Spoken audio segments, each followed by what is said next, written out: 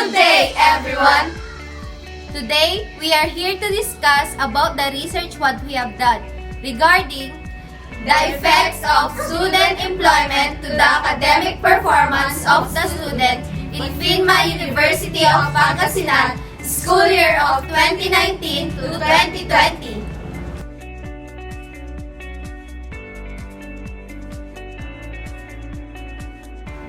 A student employee means having a full or part-time job while going to college.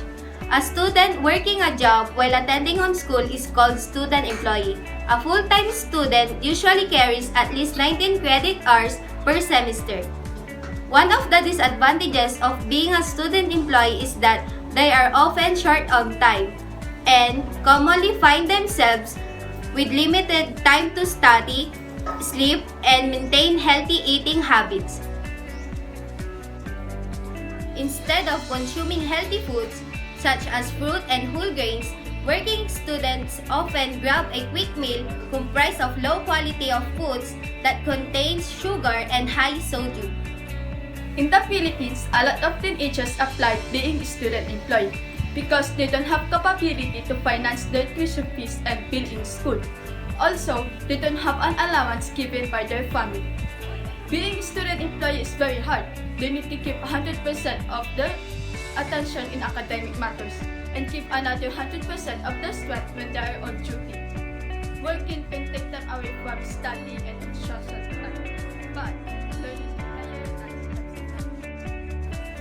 The purpose of our study is to know the advantages and disadvantages of being a student employment and their effects to the academic performance. Moreover, this study is beneficial to the students, parents, teachers, university, Philippines, and the future researchers. Our motivation in conducting this study is our respondents because we see their effort and dedication to lessen their financial problem.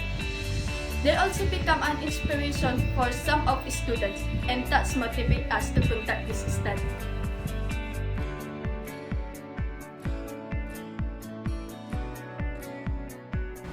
According to Pascarella and Pajet, so to examine the impact of pure academic performance and look at how students who put varying hours into on and off campus measured of such as critical thinking, moral reasoning, socially responsible leadership, and psychological well-being. Results reveal that working more than 20 hours has a positive effect on psychological well-being, and students who work off-campus also trended positively on leadership skills. Work did not much have a negative effect on cognitive outcomes like moral reasoning and critical thinking, but work has a positive effect on psychological well-being and leadership even when one is working a ton of hours. Working on campus between 1 to 10 hours a week had a positive effect on critical thinking with high ability students, but a strong negative effect on low ability students. According to Rich and Dury, examined that various studies have been concluded to recognize to those variables which are influencing academic performance of the students. Also rely on the socio-economic variable like students' participation in class, family pay, teacher-student ratio, presence of qualified teacher in school, gender of students. Several studies have also been done to impact of peer influence of student performance. In addition, Ali 2013 and Cosella 2002 also observed the learning outcomes and educational performance of the students are strongly affected by the educational institution where they receive their education. However, this is a function of a number of facilities a school offers in which determine the quality and which in turns the effects of performance and accomplishment of its student.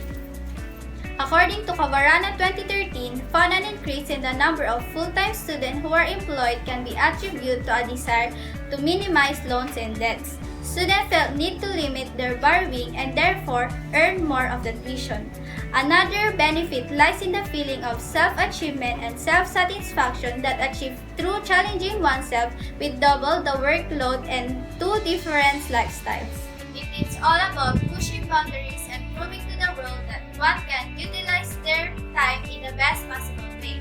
And it's also believed that such an attitude reflects the abilities of hard work and the determination in people, which are qualities that every firm generally looks for.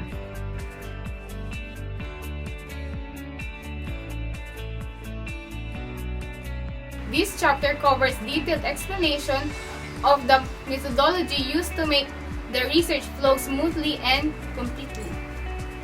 Descriptive correlational design was selected for this study to obtain the full picture of the effects of student employment to the academic performance of the student. This study was conducted at FINMA University of Pangasinan, Arellano Street, Dagupan City. This school was a private basic tertiary educational institution, and this school holds the biggest population of senior high school in the entire Ilocos region. The respondent was composed of 6 HK scholars, and they must pass the exam given by the marketing department, and they must have the good standing performance. And the HK scholarship provides 50% discount on tuition and miscellaneous fee. For more financial challenged student, they must complete 6 hours of duty, for they must reach the quota. In data gathering procedure, we gathered important data needed for completion of the research. We use survey, questionnaire, checklist as data instrument. The data that we gathered are carefully tallied, analyzed, and interpreted using statistical tools to discover the effects of being student employee to the academic performance of the student. The data gathering instrument that we use to conduct our study is survey rating scale or questionnaire.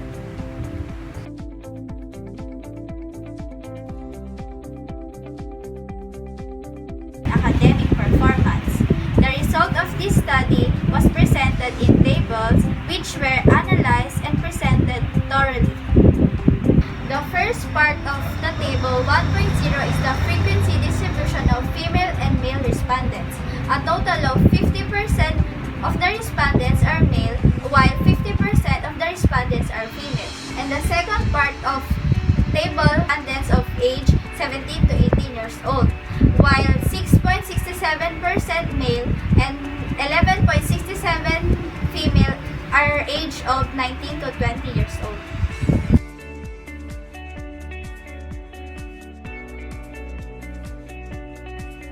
This study aimed to determine and investigated the effect of being student employment to the academic performance. This research used descriptive correlation design. These samples included 60 HK scholars in University of Pangasinan. The researchers utilizing frequency distribution, average, weighted, and persons are to analyze the collected data. Our study performed August 30 to September 2, 2019. This study aimed to determine and investigated the effect of being student employment to the academic performance. This research used descriptive correlation design. These samples included 60 HK scholars in University of Pangasinan. The researchers utilizing frequency distribution, average, weighted, and persons are to analyze the collected data. Our study performed August 30 to September 2, 2019. The following are the salient findings of the study on the profile of the respondents from the 60 respondents. 49 of them were 17 to 18 years of age, while 11 of them were 19 to 20 years of age. While on the sex, 30 of them were female and 30 of them were male.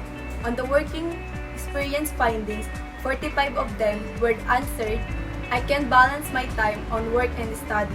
15 of them answered, "I spend 8 hours a week for extra job."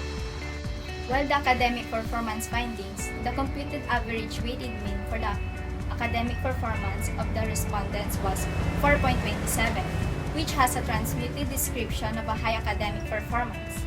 And on the correlation between working experience and academic performance of the respondents. The computed value for correlation coefficient was R is equal to 0.22. Therefore, the null hypothesis was rejected. Second, working experience is very important part of starting career as a young adult.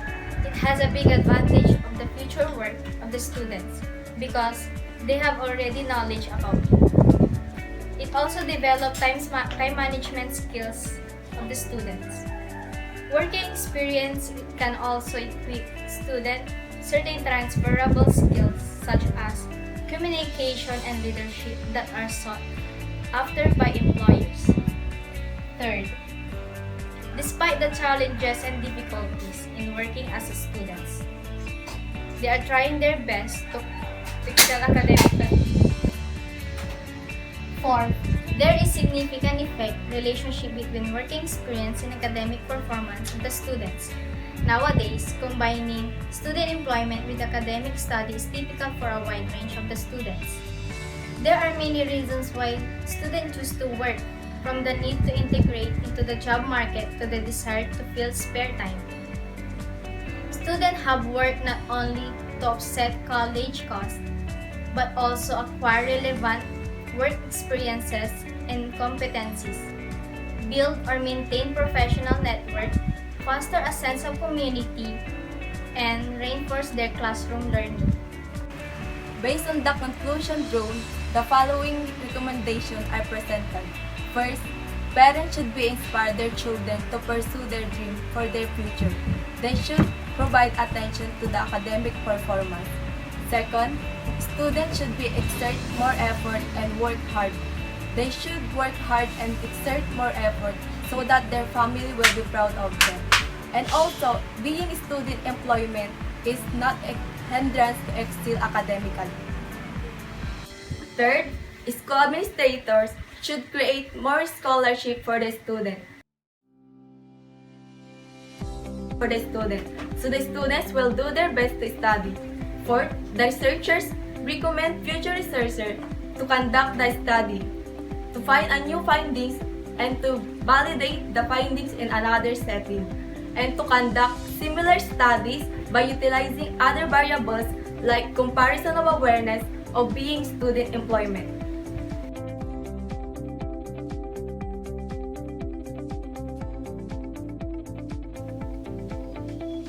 Our motivation for these studies are respondents because we seen their effort and dedication to lessen their financial problem. Also, to become an inspiration for some of students, and that's motivate us to conduct this study. The scope of this study only focuses on the effects of the student employment to the academic performance of the student of Pinma University of Pangasinan. The limitation that we encountered is finding the review of related literature and study. Since our study is not popular in research, we find it difficult in gathering data. We also encountered difficulties to meet the available time of the respondents.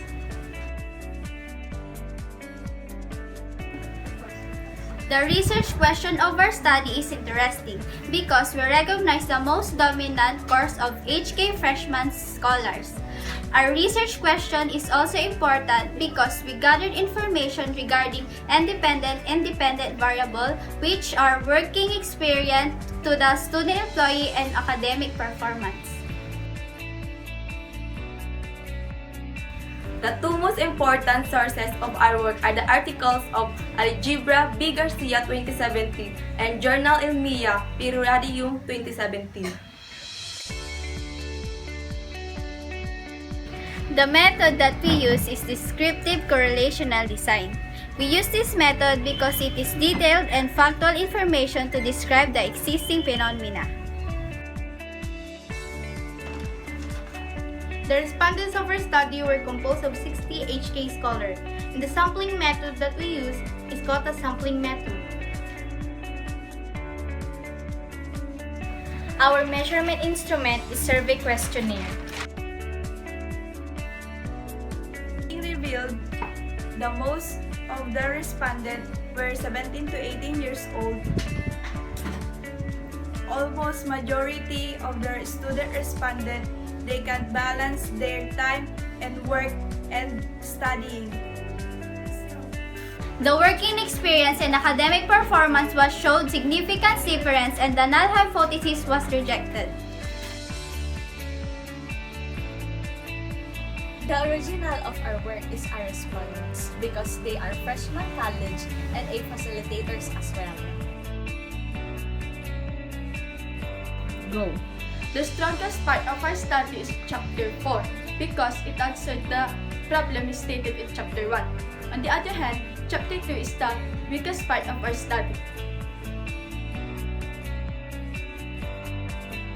Through scholarship, students with financial problem can continue their studying without being worried. Hence, students should exert more effort and work hard in their study. Also, we found out that working while studying can be together. It makes student-employee better in time management skills. The importance of this study is to know the advantages and disadvantages of being student employment into their academic performance. If we were to conduct the study again, we would change the dependent variable. It becomes the sleeping patterns of our respondents instead of academic performance. I will advise to myself that keep the good work and keep going no matter what. Because as a researcher, we must work hard to get a better resources.